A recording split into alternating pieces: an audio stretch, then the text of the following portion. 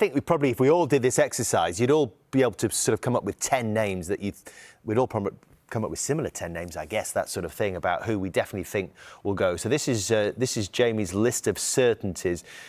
And it is 10 that Jamie's starting with. Are there any that you would add to that, Jimmy, do you think, when on first glance, that you think will definitely or should definitely be on the plane?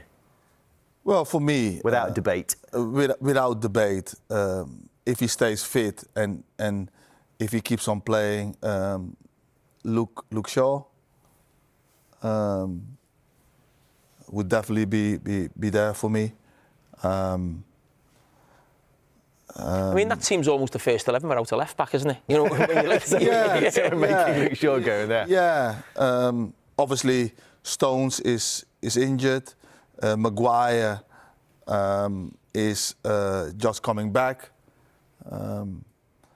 and yeah, those are characters, you know, and you need characters in the team as well. So let's start with the goalkeepers then. We've got Jordan Pickford as a certainty, and I don't think anyone would dispute that really, but these are the other contenders for that position. Are you looking for the best 3 goalkeepers to take, or do you think you are thinking along the lines of, we want the second one just in case something happens to Jordan, if he's going to be our undisputed number 1, and we need another one who we might be taking along for the experience or because they are a good character? No, you want to take the 3 best ones, and that's what has been done. You know, Dean Henderson did absolutely magnificent and pushed Pickford all the way. Ramsdale was there. James Trafford is part of that conversation as well. He's someone who's not really playing at the moment. Only thing is he's not playing, and that's the problem. He's got the ability, but he's not playing. What Gareth Southgate did really well, he took a 4th goalkeeper with him for training, for penalties, for finishing drills and stuff, you know, to just keep also the harmony between those goalkeepers, because goalkeepers are a different kind of... They have a separate dining room, the goalkeepers. Well, so Jamie, you've got Jordan Pickford. Who are the 2 or 3 that you want to add to that? Well, I went for Dean Henderson. He's been fantastic, hasn't he, for for Crystal Palace in this last couple of years. And then looking at the other 3, I actually think James Trafford, we're not expecting a 3rd choice goalkeeper to play. I think he's younger than the other 2 as well. It's almost not bringing him just for experience. He's a quality goalkeeper. But in terms of, you know, how they want to play, I'm a fan of Nick Pope in terms of a goalkeeper. But when you talk about, you know, using your feet and distribution, that can be a problem at times. And the fact Adam Ramsdale's substitute at Newcastle behind him, so Eddie Howe tells you what he thinks about those 2 goalkeepers. So I would go with Dean Henderson and James Trafford. And he's not bothered about taking the 4th, so he's not worried about the penalties or whatever. He's not. And because he pre-prepared this without hearing that answer, he might have taken a 4th had he heard that as well. But the fourth one was obviously somebody that was not of the 26. That was somebody just only for training. Right. Okay. And it was somebody. It was Hatton. Yeah. And it was somebody who was older. So Tom Heaton, yeah. Yeah, Tom Heaton. Well, he might come again. Who knows? Right, so fullbacks. You've only got 1 so far, Jamie. So you're going to probably have to add at least 3 of these. You've gone with Reece James. So the contenders are the ones that you have a stronger fancy over, and or that we thought we might be stronger fancied. And there are some very interesting outsiders in that list as well. Yeah, I looked at the left backers, and Nico O'Reilly, I think, has done brilliant, no doubt. But if I go to left back first, because that's sort of the glaring sort of, you know, position that I didn't put anyone. I'm a huge fan of Lewis Hall, and I was looking at Nico O'Reilly, and I was looking at Miles Lewis-Skelly, especially probably 6 months ago, 12 months ago. Miles Lewis-Skelly, what I seen him do in an Arsenal shirt away at Real Madrid, I thought he'd be playing in this team right now, but he doesn't play for Arsenal. He almost feels like he's 3rd choice for Arsenal right now. So Nico O'Reilly, I think, has done brilliant for Man City, but I'd just go with Lewis Hall. I think he's a fantastic fullback. I'd go with him. And I'd go with what Jimmy said before about Luke Shaw. He's got that experience as well. Played for Manchester United, the weekends did well. But he's played for England before in big games. What I also would do I'm a big fan of Tino Livramento, and I know he has injury problems, but he can play right back and left back if he had a real emergency in terms of 2 left backs being out. And I'd also just put Trent in there. Not Maybe one of your almost wild cards that we've been talking about. Trent would be one of the wild cards, just not even for the fact that he's the right back, just for the fact of his quality.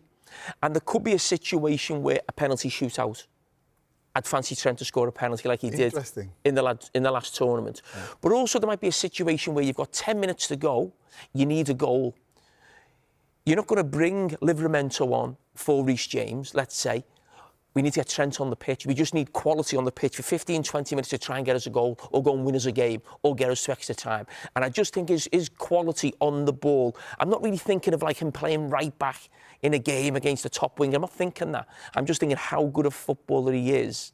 I would want that as a wild card and have the option of bringing him off the bench. Does that sound like a sensible decision, Jimmy? I can see the idea behind it. But? Yes.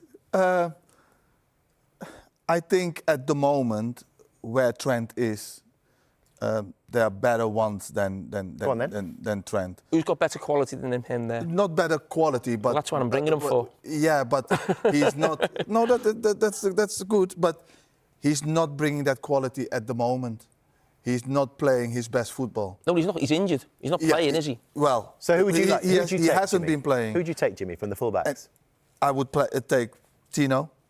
I think you're right with Tino. I would definitely take O'Reilly. Yeah. I think he brings a size as well.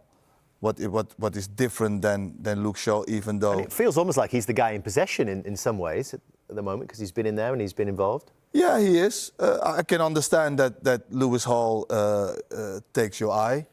But I really like O'Reilly. I really like Livramento. James is just a must, but also can play defensive midfielder. So you have 2 for 1. From what you've seen, he can take penalties as well. From what you've seen of Reece James around the England camp as well, is he someone that can really emerge as a big leader in the England team in similar sort of way he has done at Chelsea? Best right back in the country at the moment. Best right back for me. Can do everything. Can defend 1v1. Can play in midfield. Can attack. Can score free kicks. Scores penalties. Leads in a different way. He's not a screamer. He is a talker. He does his business on the pitch. He leads from the front. The only thing is, can he play every 3 games? Well, he's getting managed at the moment really well by Chelsea, isn't he? He seems to have got over his injury problems. Right, let's have a look at the centre-backs. We've gone with Gay already and Ezri Konsa, who've been frequently used by Thomas Tuchel, so we need at least 2 more of this list, Jamie. And I suppose that you have to put a question on quite a few of them because of fitness, which gives you a bit of a headache. Listen, John Stones has been, the best centre-back, English centre-back of his generation, and he's just so unfortunate with injuries, and we've got Livramento in the squad, and he's had a few injury problems as well, but he's almost in there as a squad player to cover sort of positions. With John Stones, I just fear whether he's going to play enough football between now and the end of the season. I hope I'm wrong. It doesn't look like he's going to get a new contract at Manchester City. I think his time's going to be up maybe at the end of the season. But when I look at the contenders, and I know Dan Burns been in that squad a lot, and he's thought of really well by Thomas Tuchel, but I'm a fan of Chalobah. I think he's been fantastic since he's come back from Crystal Palace to Chelsea.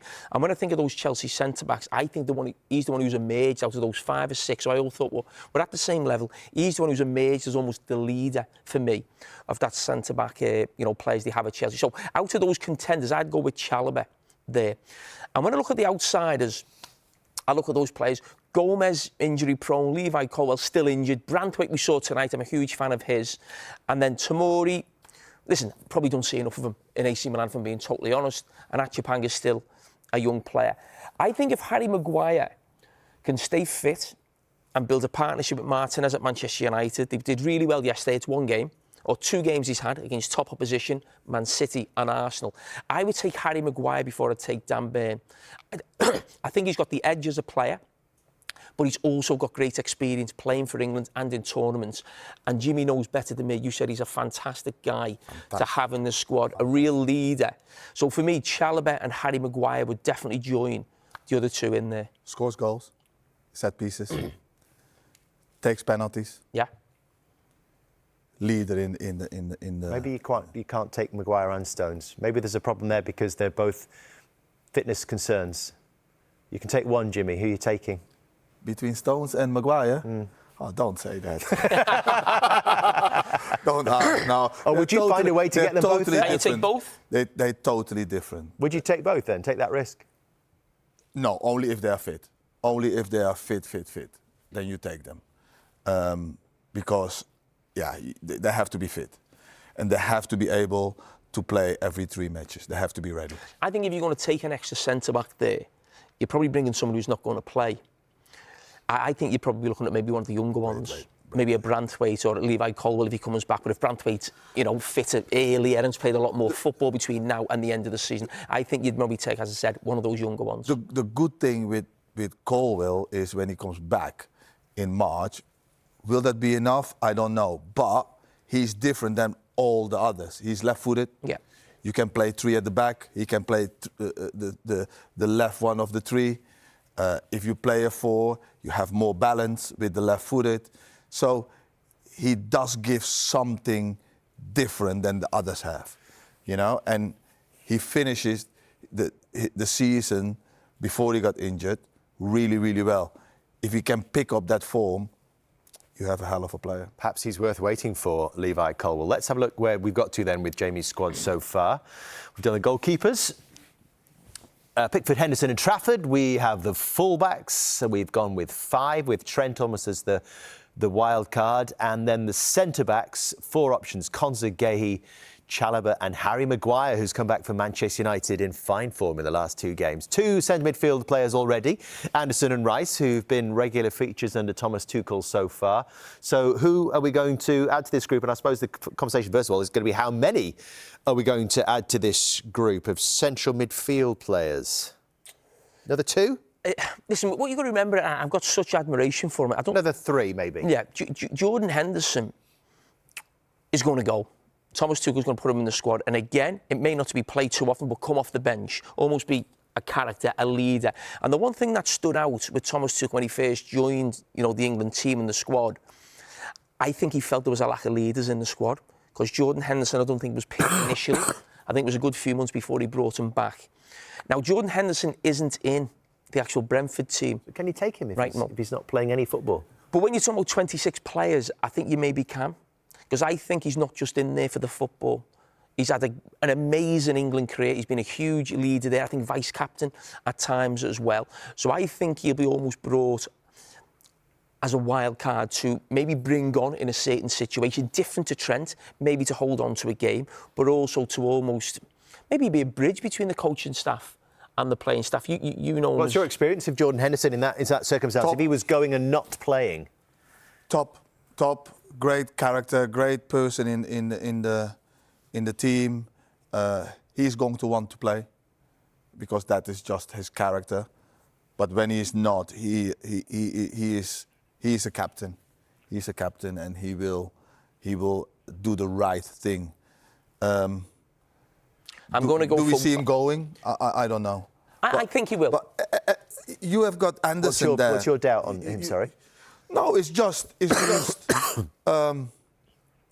at the moment there are better players in better form at the moment. But I do understand what you're saying. You're taking him because he's a leader, because that's what you need. That's what you need. But you don't want to get just passengers. Jimmy, where are you on Elliot Anderson? He's a certainty of Jamie's. He's a certainty, and everybody is raving about it. But yes, he is playing well. I'm not convinced yet, because England hasn't played yet against the Spains, against the Brazil, against the France, against those kind of teams. I want to see him first. I want him to be given the opportunity first against these kind of teams, and then make my assessment. What's your opinion then on Adam Wharton? Because for me, he goes, and Elliot Anderson is in the England team right now ahead of Adam Wharton, who's not always in the squad, but I would put Adam Wharton in. You're a fan of his, aren't you? I'm a fan of Adam Wharton. He came with us. He was not out of place. Yes, certain players were in front of him, but he coped really, really well. A great passer. You can say mobility-wise, is that a problem for him? It doesn't look like it in the Premier League. A hell of a vision. I really like it. Something different, perhaps, to what England has elsewhere. But Kobbie Mainoo's also in there, Jamie. Would you have said that 2 weeks ago? Who? Kobbie Mainoo. No. But listen, not just on the two performances, it's also, I've got to think of what he's done for England. He's played in a final. He was in the last tournament 2 years ago. Now, he's got to have a good run between now and the end of the season. But what we saw him do for England, I always go back to the Holland game. I think that was the game that you maybe brought him in, or I don't know if it was the game before, but I remember the Holland game. Was that the quarter-final or the semi-final? That was the semi-final. Was it? His performance that night at such a young age on that stage with so much at stake for his country, it was like he was just playing with his mates, or he was just still playing in Manchester United's academy. And I was just like, I couldn't believe that, because we've all been there in big games, and what you feel going into it, the nerves of it, sort of, you know, the pressure of it as a young man. He was absolutely fantastic. He's been brilliant in the last two games. He needs to keep that going, but there's no doubt he has the quality to play at that level, because he's already proven it 2 years ago. Yeah, he needs to keep on doing what he's doing at the moment for Man United.